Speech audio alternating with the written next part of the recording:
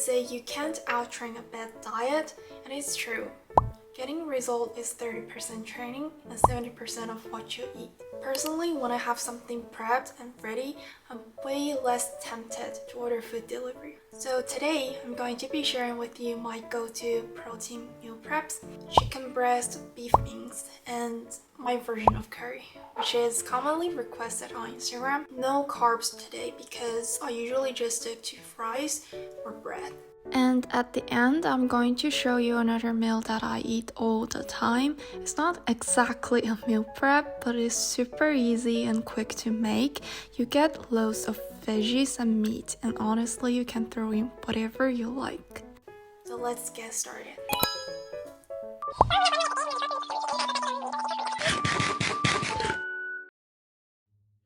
We're going to be making garlic honey chicken breast. We're going to be needing a sealed bed, soy sauce, honey, oyster sauce, garlic puri. Puri? Garlic puri or puri. Anyways, just garlic paste. Actually, you can use fresh garlic, but I'm lazy, so I'm going to be using garlic paste.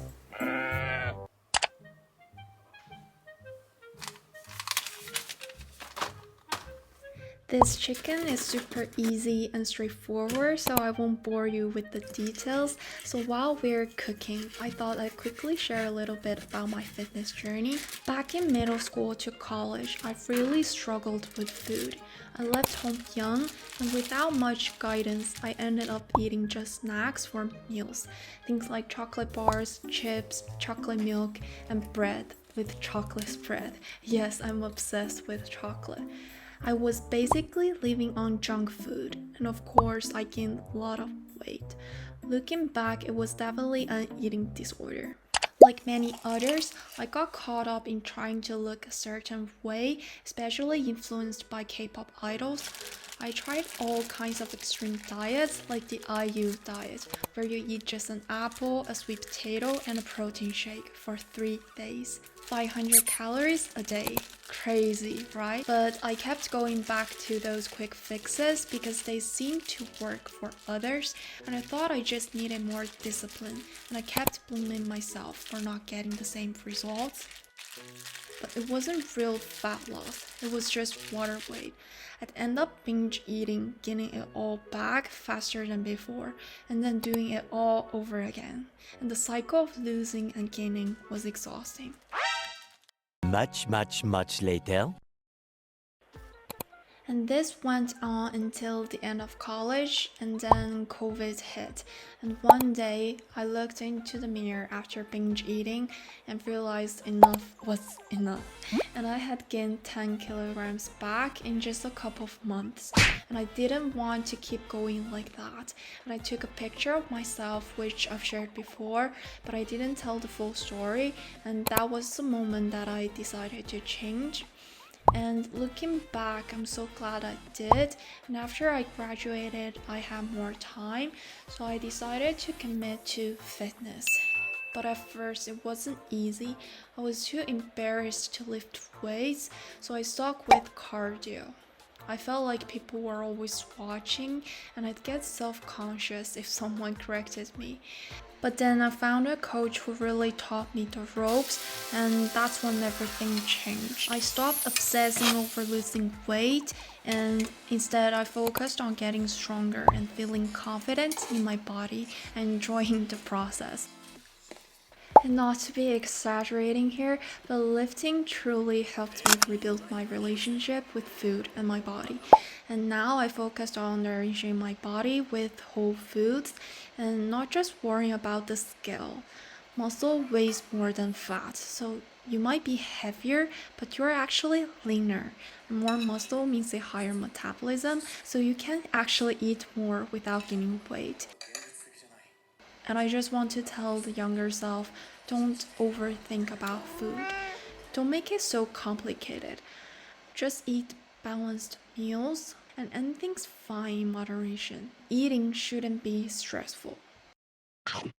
I see a lot of people use potato starch, but I actually never use potato starch on my chicken. But it's still very tender. I think it's because I put a lot of honey in it. My favorite vegetable is bell pepper. It's so refreshing and sweet.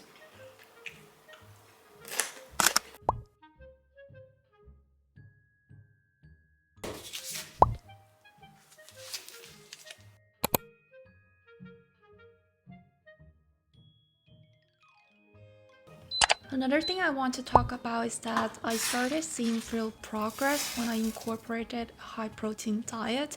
I focused on protein sources like eggs, chicken breast, beef, salmon. Well, salmon is higher in fat, but it's healthy fat. So that's really great for the body, so I didn't avoid it.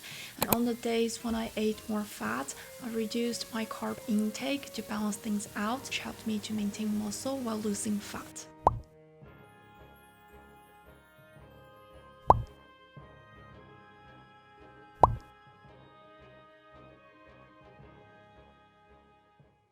And then just keep stir fry it until the water is strained.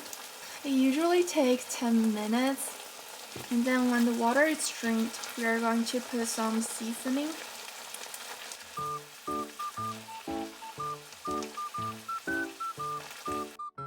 Finally drain it, we are going to add in some seasoning, some onion salt or regular salt, but I just really like onion salt. Soy sauce.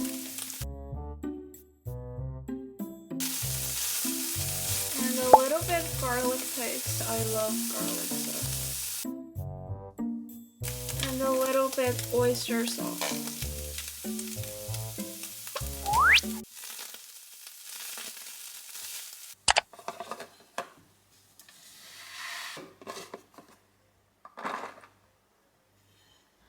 I just store these in containers, and when I'm ready to eat, I pop them in the microwave.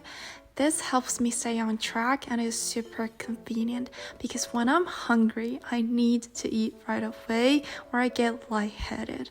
So having these meals ready to go, I won't end up grabbing fast food that I don't even really enjoy eating.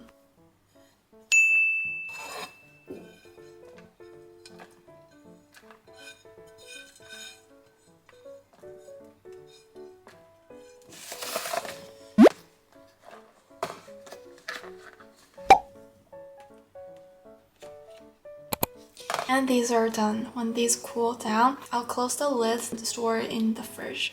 Whenever I eat it, I just preheat it in the microwave. Also, I like to fry some eggs to put over it. Goes really well with fried eggs. Also, these are basic flavor right now. If you like to eat spicy food, you can also put some chili powder. Also tried it with cumin.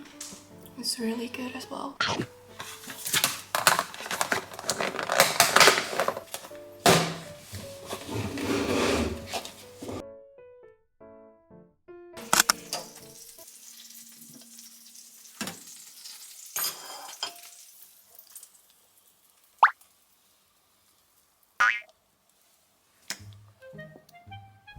I like to top it off with sriracha sauce. Sriracha sauce is really good with eggs, but sometimes I would do chili oil as well. You can add whatever you like.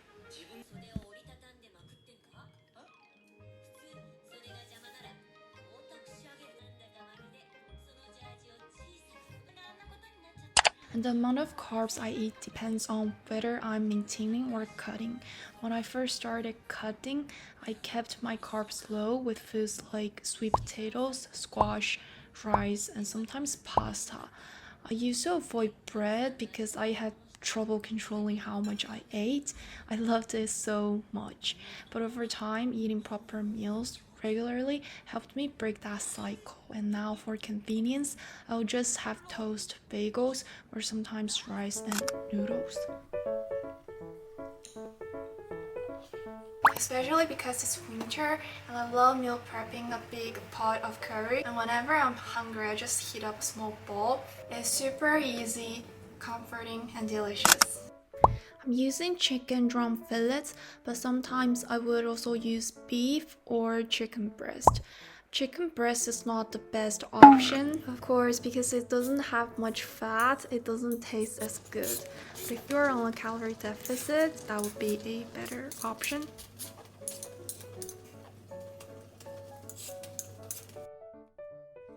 My knife isn't the best kitchen knife, but since I'm always moving, so I don't bother getting a good one. But as long as it gets the job done, I'm fine with it. I like to boil the chicken first to get rid of any gamey taste. It's just a habit of mine. If you feel the same way, you can give it a try. It really helps, but if not, you can skip this step and go straight to cooking it however you like, as long as it's cooked. Just use whatever oil you prefer. I always use butter. And then I just fry in a pan until it's golden brown.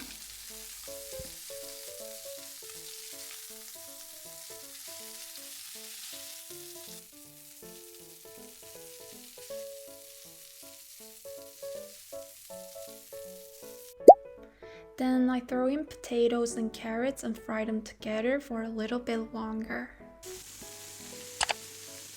Okay, here comes the secret sauce. Hear me out. This isn't a traditional curry or anything. It's my style. And this is a Chinese soybean paste, something my hometown uses a lot, and it adds a really strong flavor and thickens everything up.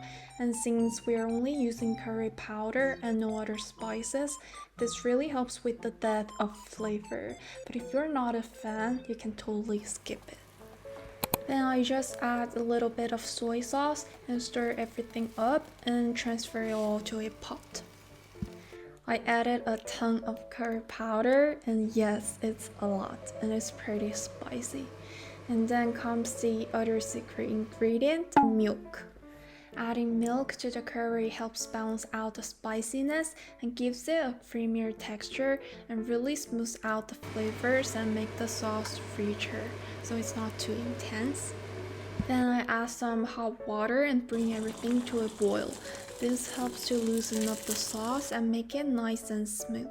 And once it's boiling, I lower the heat and let it simmer for a while so all the flavors can blend together perfectly. Last step is to make some starch water to thicken the curry. I mix a little bit of cornstarch with water and then slowly add it to the curry and quickly stir it. This helps to get that rich texture.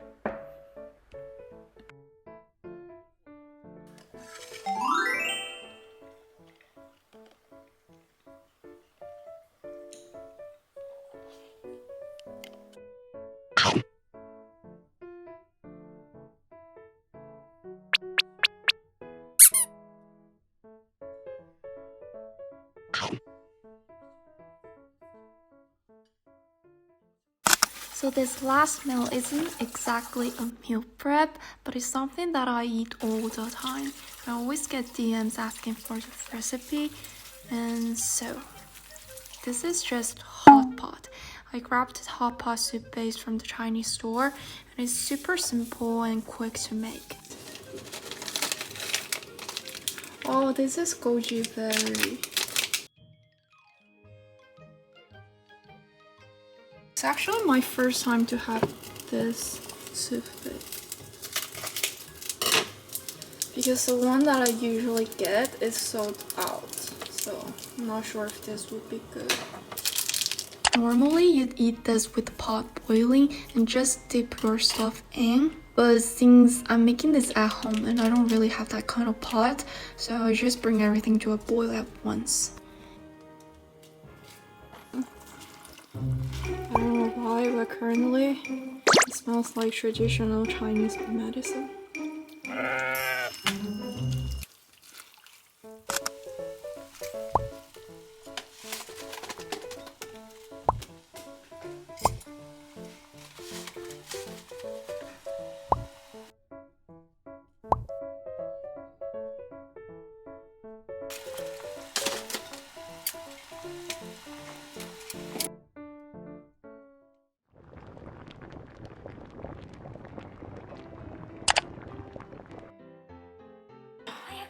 Hot pot is ready.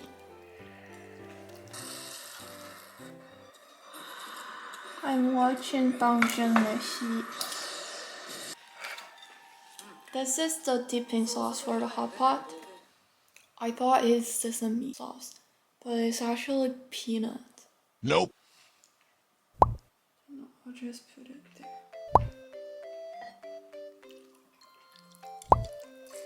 Let me try it.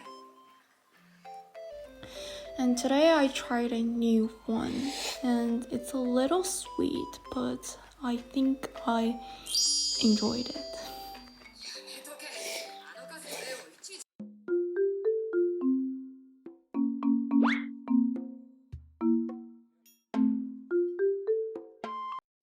And after I finish my veggies and the meat, I like to throw in some noodles, and these are fresh noodles and they are so good.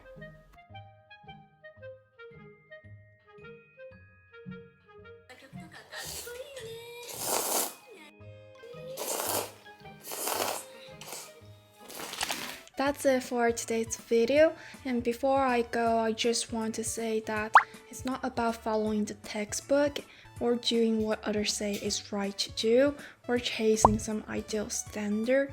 It's about finding what works out for you and sticking with it. Building new habits or making changes takes time, but trust me, it's so worth it in the long run. And just enjoy the process and keep it fun, simple, and sustainable.